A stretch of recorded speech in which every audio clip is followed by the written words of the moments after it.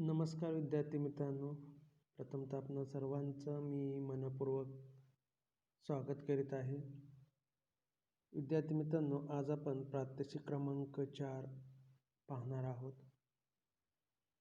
प्रात्यक्षिक क्रमांक 4चं नाव आहे विधा विश्लेषण.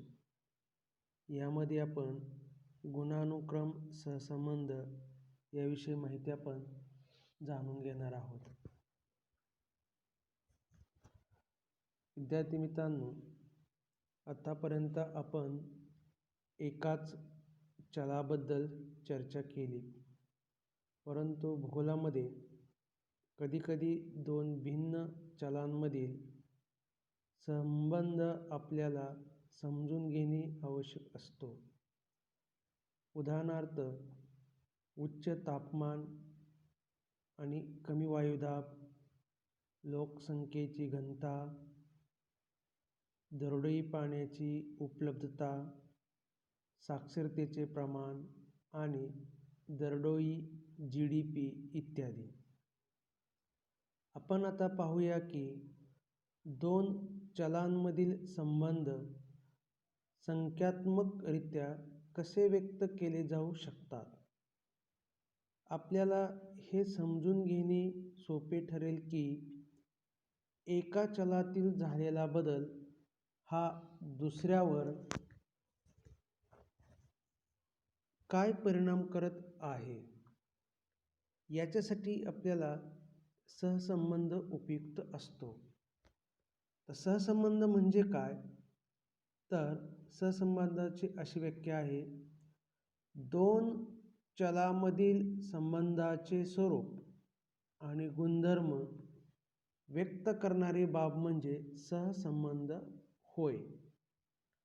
या ठिकाणी सहसंबंध व्यक्त करण्याच्या ह्या 3 पद्धती आहेत. इथे ह्या 3 पद्धती स्पष्ट होतात. पहिली पद्धत आहे किंवा सहसंबंधाचे 3 प्रकार आहेत. तिथे पहिला प्रकार एका चलात वाढ झाल्याने दुसऱ्यामध्ये वाढ होते. 2. एका चलामध्ये वाढ झाल्याने दुसऱ्यात घट होते. 3. एकामधील बदल होणे दुसऱ्यास बदलत नाही. असे सहसंबंधाचे 3 प्रकार स्पष्ट होतात. यात पहिल्या प्रकारात दोन्ही चलांमधील बदल किंवा संबंध हे एकाच दिशेत जाताना दिसतील, तर दुसऱ्यामध्ये विपरीत दिशेत. पहिल्या प्रकारात त्यांच्यामधील सहसंबंध हा सकारात्मक, तर दुसऱ्यामध्ये नकारात्मक असेल. तिसऱ्या प्रकारात दोहोंमध्ये काहीच संबंध नाही. उदाहरणार्थ, बाजारपेठेपासून वाढत जाणारे अंतर वाहतुकीचा खर्च वाढवतो. हे पहिल्या प्रकारचे उदाहरण आहे. तर जितके तापमान अधिक तितका वायुदाब कमी हे दुसऱ्या प्रकारचे उदाहरण आहे. तर शैक्षणिक गुंतवणुकीतील वाढीचा प्रत्येक जण वापरत असलेल्या कपड्यांच्या संख्येशी संबंध नाही हे तिसऱ्या प्रकारचं उदाहरण. तर हा सहसंबंध गणितीय दृष्टीने 1 पर्यंत जाऊ शकतो. याला परिपूर्ण सकारात्मक सहसंबंध असे म्हणतात. याचे दुसरे टोक म्हणजे नकारात्मक सहसंबंध, जो -1 या संख्येने व्यक्त होतो. शून्य सहसंबंध हा 2 टोकांच्या बिंदू दरम्यान असतो. शून्य सहसंबंध किंवा कुठलाही सहसंबंध नसलेले बिंदू बाकी वेळेस सहसंबंध दाखवणारी मूल्ये -1 आणि 1च्या दरम्यानच असू शकतात. तर सहसंबंधची गणना करण्यासाठी अनेक पद्धती आहेत. यामध्ये आपण स्पिअरमन गुणांक सहसंबंध पद्धतीचा अभ्यास शिकणार आहोत.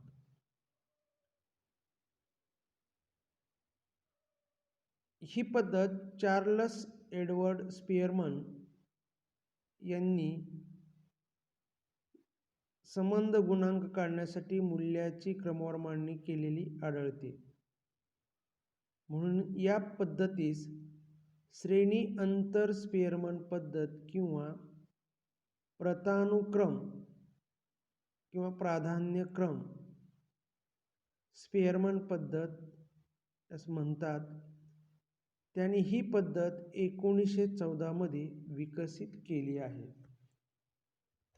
आता ही स्पिअरमन गुणांक सहसंबंध पद्धत आपण उदाहरणाच्या आधारे आपण जाणून घेणार आहोत.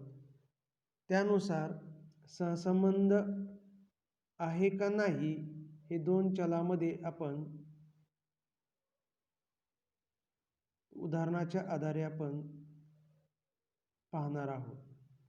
तर उदाहरण आपण या ठिकाणी घेत आहोत. आता या ठिकाणी हे स्पिअरमन गुणांक सहसंबंध पद्धतीद्वारे सहसंबंध आपणास ज्ञात करायचा आहे. सहसंबंधाचं आपल्याला भाष्य करायचं आहे. त्यासाठी आपल्याला ही स्पिअरमन गुणांक सहसंबंध पद्धत वापरायची आहे. तर या उदाहरणावरून या माहितीच्या आधारे आपल्याला सहसंबंध काढायचा आहे. आता यामध्ये 2 चलांची संख्या दिलेली आहे. या ठिकाणी एका स्तंभामध्ये नगरातील वार्ड, दुसऱ्या स्तंभामध्ये दारिद्र्यरेषेखालील लोकांची संख्या आणि तिसऱ्या स्तंभामध्ये आडव्या बेरोजगाराची संख्या. यामध्ये 2 चल आहेत. एक दारिद्र्यरेषेखालील लोकांची संख्या आणि दुसरे चल आहे बेरोजगारांची संख्या. आता ह्या दोन्हींचा सहसंबंध आहे का हे आपणाला या ठिकाणी तपासायचं आहे, पाहायचं आहे. तर त्यासाठी आपणाला स्पिअरमन गुणांक सहसंबंध काढण्याच्या काही पायऱ्या आहेत. त्या पायऱ्या आपण जाणून घेऊया आणि त्यानुसार आपण पुन्हा या स्पिअरमनच्या सूत्राच्या साहाय्याने उदाहरण आपण सोडवून दोन्हीमधील असणारा सहसंबंध आपण त्याची पडताळणी करून घेऊया. आता प्रथम या ठिकाणी आपण पायरी 1, दिलेल्या माहितीला एका तक्त्यात पुन्हा लिहून घ्यायचं आहे आणि दुसऱ्या स्तंभात क्रमवार मांडायचा आहे. आता यामध्ये आपण पहिला जो स्तंभ हा आहे आणि दुसरा स्तंभ हा आहे. दुसऱ्या स्तंभात आपण क्रमवार मांडणी या ठिकाणी करून घेतलेली आहे. आता यामध्ये या तक्त्यामध्ये एकूण 7 स्तंभ उभे आहेत. आता हे कसे तयार केले आहेत ते या ठिकाणी आपण समजून घेऊया. पहा, या ठिकाणी आपण दिलेले आहे की पायरी नंबर 2 यात काय म्हटलेलं आहे, सर्वाधिक मूल्य असणाऱ्याला पहिला क्रमांक द्यायचा. याप्रमाणे 1, 2, 3, 4 असे क्रम द्यायचे आहेत. पहा, आपण पाठीमागे जाऊया. आता या ठिकाणी पहा, 2 आपण चल आपण या ठिकाणी उदाहरणामध्ये घेतलेले आहेत. एक दारिद्र्यरेषेखाली लोकांची संख्या, याला आपण x समजूया, आणि दुसरे चल संख्या आहे बेरोजगाराची संख्या, याला आपण y समजूया. आता या दिलेल्या चलामध्ये सर्वात मोठी असणारी जी संख्या आहे त्याला प्राधान्याने क्रमांक 1 द्यायचा आहे आणि त्यानुसार उतरत्या स्वरूपामध्ये आपण क्रमांक देत जायचे. जेवढ्या संख्या त्या चलामध्ये आहेत तेवढ्या संख्येला उतरत्या क्रमानुसार प्राधान्यक्रम आपणाला द्यायचा आहे. तर पुन्हा या ठिकाणी पहा, या तक्त्यामध्ये काळजीपूर्वक लक्षपूर्वक त्या ठिकाणी पहा. वार्ड क्रमांक अ, आ, ई, ई, उ, ऊ, ए, ए, ओ, औ असे 10 वार्ड आहेत. त्या 10 वार्डांमध्ये आपणाला x1 आणि y1 हे आपण चलांची संख्या आपण या ठिकाणी दिलेली आहे. त्याच्यामध्ये x मध्ये असणारी चलाची संख्या ही दारिद्र्यरेषेखालील लोकांची संख्या दर्शवते. त्याच्यामध्ये सर्वात जास्त मोठी असणारी संख्या कोणती आहे ते पाहायचं आहे. त्याच्यानंतर त्या खालोखाल असणारी संख्या, त्याच्यानंतर खालोखाल अशी उतरत्या क्रमाने जाऊन आपण त्या ठिकाणी प्राधान्यक्रम द्यायचा आहे. तर दारिद्र्यरेषेखाली असणाऱ्या लोकांच्या संख्यामध्ये सर्वात जास्त असणारा वार्ड हा ई आहे. त्याची संख्या आहे 200. तर त्याला आपण 1 हा क्रमांक द्यायचा आहे आणि तो R1 ह्या स्तंभामध्ये आपण ते प्राधान्यक्रम आपण दिलेले आहेत. तर या ठिकाणी आपण x1च्या शेजारी R1 हा प्राधान्य क्रमांकासाठी असणारा स्तंभ तयार करायचा आहे आणि त्या ठिकाणी आपण प्राधान्यक्रम देत त्या ठिकाणी सर्व असणाऱ्या संख्यांना आपण क्रमांक द्यायचे आहेत. एकूण वार्ड किती? 10. तर क्रमसुद्धा 10च येणे अपेक्षित आहे. परंतु याच्यामध्ये क्रम हा चुकीचा मानला जाऊ नये, ह्याची दक्षता आपण सर्वांनी घ्यायची आहे. तर त्याच पद्धतीने दुसरी चलाची संख्या आहे बेरोजगारांची संख्या. त्याला आपण y म्हटलेलं आहे, y1 किंवा yi म्हटलेलं आहे याच्यामध्ये.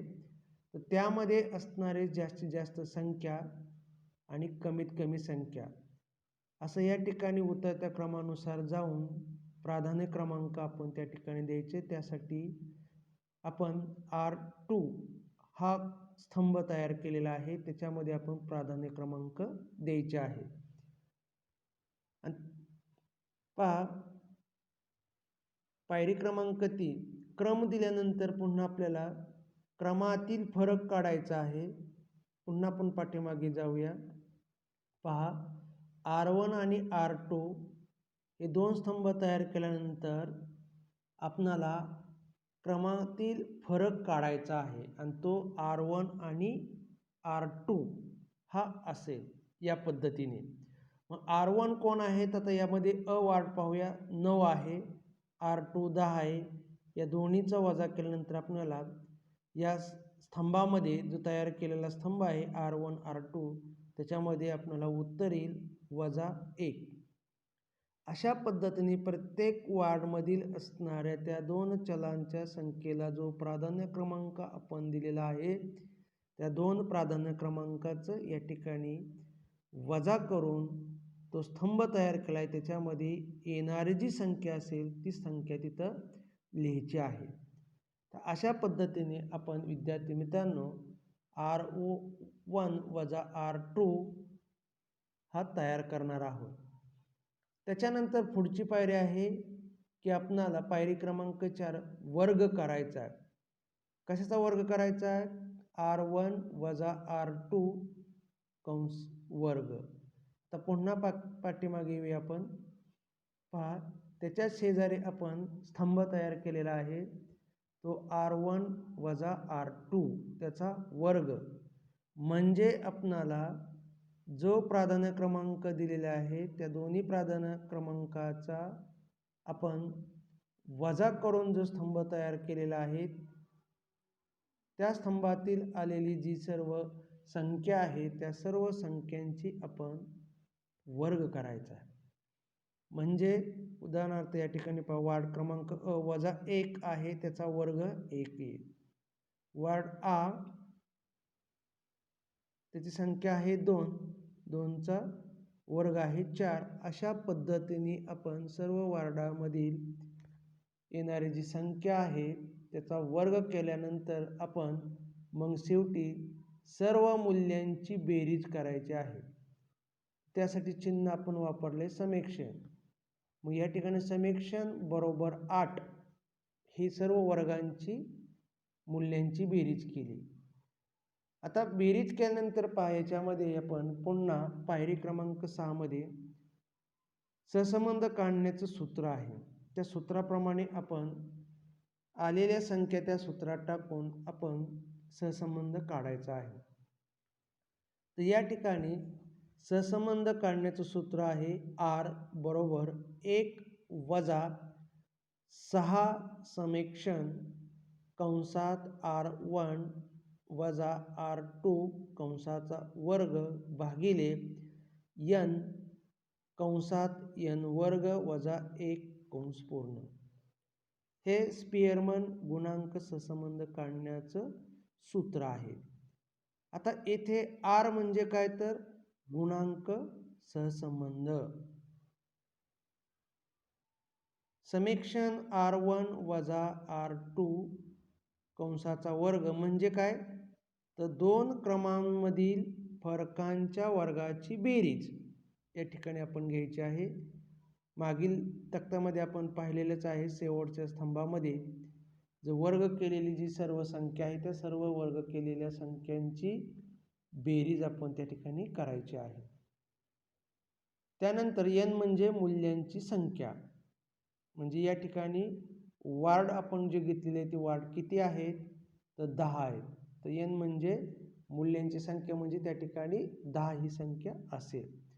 मग सूत्राप्रमाणे आपण त्या ठिकाणी संख्या ह्या ठिकाणी घेतलेल्या आहेत. R बरोबर 1 वजा 6 या ठिकाणी आपण घेतलेलं आहे गुणिले 8. 8 हे म्हणजे काय तर समेक्षण R1 वजा R2 कंसाचा वर्ग यामध्ये आलेली जी संख्या आहे ती आपण त्या ठिकाणी घेतली, ती किती आहे 8 भागिले n म्हणजे इथे किती आहे 10 कंसात 10चा वर्ग वजा 1 असं सूत्रामध्ये आपण संख्या मांडल्यानंतर पुढचा पायरी आहे. या ठिकाणी आपण पहा, याच्यामध्ये सर्व संख्या घेतल्यानंतर आपण त्या सूत्रानुसार सोडवण्याचा प्रयत्न या ठिकाणी केलेला आहे.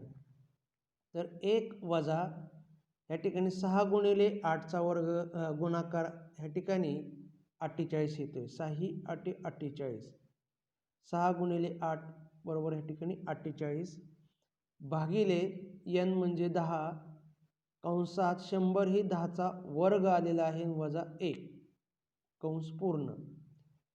आता सूत्रानुसार आपण ह्या संख्या या ठिकाणी घेतलेल्या आहेत. आता आपण पुढच्या पायरीमध्ये पाहतोय आपण 1 वजा 48 आहे ती संख्या असेल, भागाकार करत असताना 10 गुणिले कंसातली संख्या आहे ती आपण वजा केल्यानंतर आपल्याला 99 ही संख्या प्राप्त होते.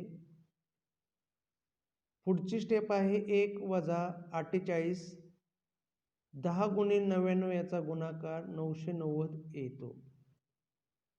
त्याच्यानंतर आपण विद्यार्थी मित्रांनो या ठिकाणी 1 वजा 48 भागिले 990 या ठिकाणी आपण पुन्हा पुढच्या पायरीमध्ये आपण पहा 1 चा गुणाकार या ठिकाणी तिरकस पद्धतीने केलेला आहे. तो 990 या पद्धतीने आपण या ठिकाणी संख्या घ्यायची वजा 48 ही तिथं तेवढी संख्या असणार आहे आणि भागिले 990.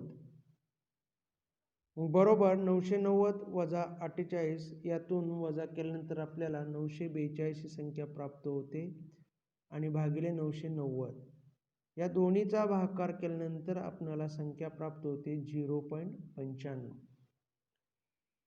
अशा पद्धतीने आपल्याला सहसंबंध या ठिकाणी स्पियरमनच्या साहाय्याने आपल्याला या ठिकाणी प्राप्त होतो. आता हा जो 0.95 जी संख्या आहे ही 1 आहे, म्हणजे जवळजवळ 1च्या जवळ आहे. म्हणजे आपण या ठिकाणी असं म्हणू शकतो की अशा प्रकारे शहरातील 10 प्रभागात 10 वार्डामधील BPL लोकसंख्या म्हणजे या ठिकाणी दारिद्र्य रेषेखालील असणाऱ्या लोकांची संख्या, त्याला BPL म्हटलेलं आहे. BPL लोकसंख्या आणि बेरोजगार यांच्यात सकारात्मक उच्च संबंध आहे. याचा अर्थ असा की जर BPL लोकसंख्या वाढली तर बेरोजगारी देखील वाढते. तर अशा पद्धतीने या दोन चलामध्ये असणारा सहसंबंध आपणाला या ठिकाणी हा एकमेकांशी असलेला दिसून येत आहे. तर अशा पद्धतीने या साहाय्याने आपण दोन चलामधील असणारा सहसंबंध हा आहे का नाही हा ह्या सूत्राच्या साहाय्याने आपण पडताळणी केली तर आपल्याला नक्कीच त्या दोन चलामध्ये असणारा सहसंबंध हा दिसून येत आहे. तर अशाच पद्धतीने विद्यार्थी मित्रांनो आपण सरावासाठी आपल्या पुस्तकामध्ये स्पेअरमनसाठी उदाहरण दिलेलं आहे. तर याच्या साहाय्याने ते उदाहरण आपण सोडवण्याचा प्रयत्न करावा. धन्यवाद.